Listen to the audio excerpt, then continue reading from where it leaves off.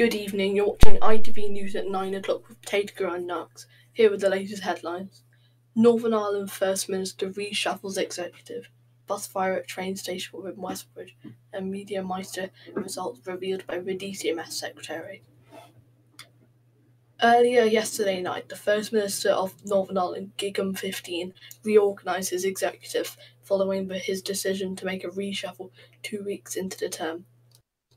The changes included scripted Sidney Boreas switching positions, making Sid Minister of Finance and Boreas the leader of the Assembly and Government Chief Whip.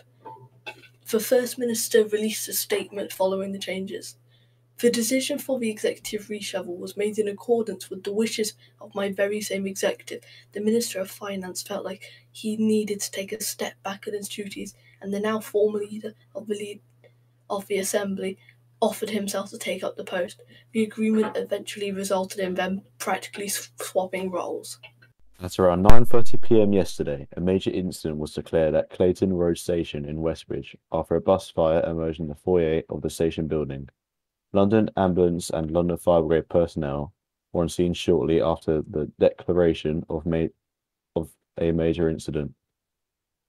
The cause of the fire is unknown, but people suspect it may have originated from a petrol leak. All casualties of the incident were treated by members of the ambulance service and have since recovered.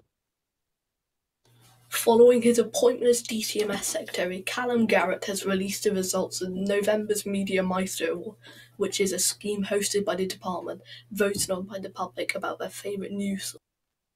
The winner of this month's Meister was The Sun with 6 public votes. Runners-up were ITV with 5 votes, and Forces News and the Daily Mail both had 3 votes.